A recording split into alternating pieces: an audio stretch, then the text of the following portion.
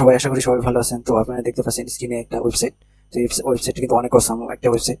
তো আমরা এই ওয়েবসাইটটা আজকে ডিজাইন করব। দেখেন এলিমেন্টগুলো আসতে মানে ধীরে সুস্থে আসতেছে। তারপরে নেটওয়ার্কটা ফিক্স হয়ে গেছে। তারপরে বাদ বাকি আপনারা যা দেখতে পাচ্ছেন এই ওয়েবসাইটটা আমরা ক্রিয়েট করব। তো ফার্স্ট নিয়ে আমরা আমাদের কোড এডিটরে চলে যাব। তো কোড এডিটরে যাওয়ার আগে আপনাদের কাছে একটা রিকোয়েস্ট, যদি আপনারা আমার চ্যানেলটা সাবস্ক্রাইব করে না থাকেন তাহলে সাবস্ক্রাইব করে নেবেন, কারণ অনেক ইন্টারেস্টিং ভিডিও আমার চ্যানেলে আপনারা দেখতে পাবেন।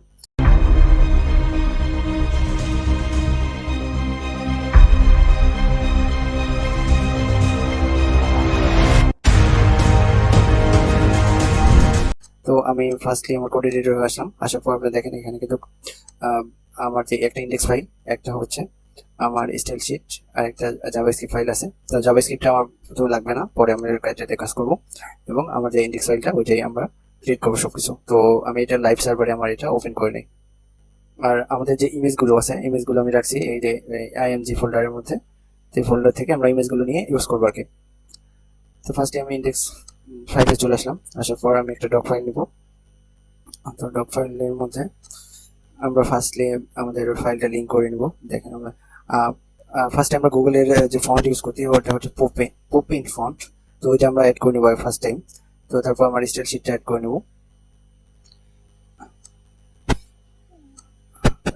তো ফন্টের পর আমার স্টাইল শিটটা আমি অ্যাড করে নিছি। তারপর আমার বডিতে গেলাম। বডিতে নিয়ে মেইন কন্টেনার নামে একটা ক্লাস নিলাম। এর মধ্যে থাকবে কন্টেনার। তো কন্টেনার ক্লাস নিলাম। তারপর আমাদের যে ন্যাপবার, সেটা ন্যাপ নাম নিয়েছি।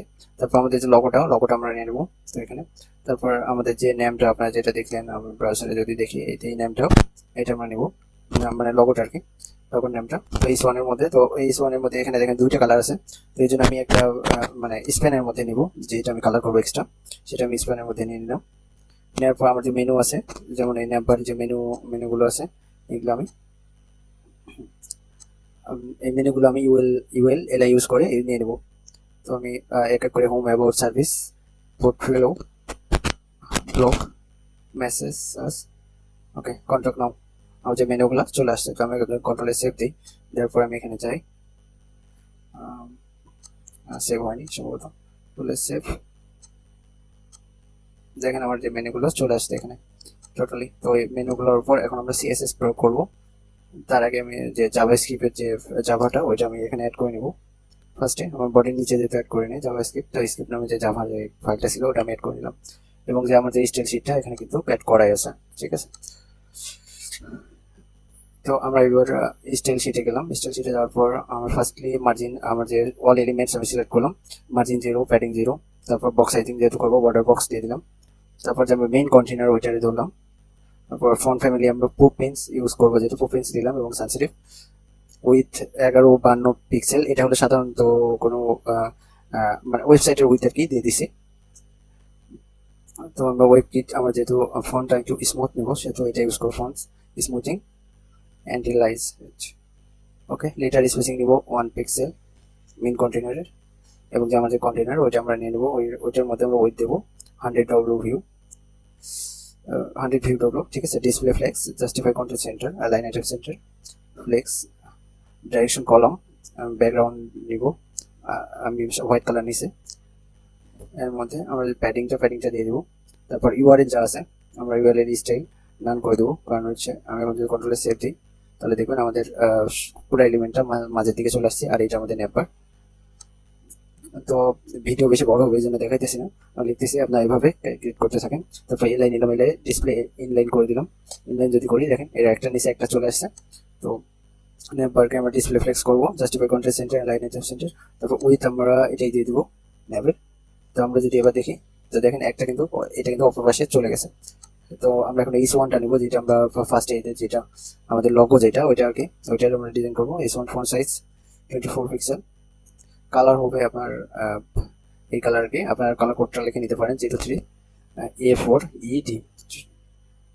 লেটার স্পেসিং আমরা 2 পিক্সেল নিলাম। তো আমরা যদি এখন দেখি তো এটার কালার এইরকম হয়ে গেছে। তো আমরা এখন এটা যেহেতু স্প্যানটা নেবো, স্প্যানের কালারটা দিয়ে দেবো, কালার হচ্ছে আপনার এই কালার। তো দেখেন এখন কিন্তু আমাদের হ্যালো বন্ধুরা, ভিডিও ভালো লাগলে অবশ্যই লাইক বাটনে একটা ক্লিক করবেন, সাবস্ক্রাইব করবেন এবং বেল বাটনটা অন করে আমাদের পাশেই থাকবেন। এটা কিন্তু সাধারণভাবে অনেক সুন্দর লাগতেছে। তো আমাদের লোগো যেটা আছে, লোগোর উপর যখন আমরা হোভার করবো তো কার্সার পয়েন্টটা দেখবে, যখন আমি এটার উপর হোভার করবো দেখেন এটা হাতের চিহ্ন আসতেছে, এগুলো আছে লিঙ্কগুলো, এগুলো আমরা স্টাইল করবো। তো নেপারে যতগুলো আছে সবগুলো আমি নিয়ে নেবো। টেক্সট ক্যাপিটালাইজেশন মানে হচ্ছে প্রথম অক্ষরটা আর কি বড় হাতের হবে। তো দেখেন প্রথম হাতের অক্ষরটা অলরেডি বড় আছে, সমস্যা নেই। টেক্সট ডেকোরেশন নান করে দিলাম। তো font size 2 pixel, colour black, padding আমরা হচ্ছে প্যাডিং হচ্ছে দুই সাইড থেকে নিব, যেমন হচ্ছে ওয়াই প্যাডিং নিব আর কি, সরি এক্স প্যাডিং নিব।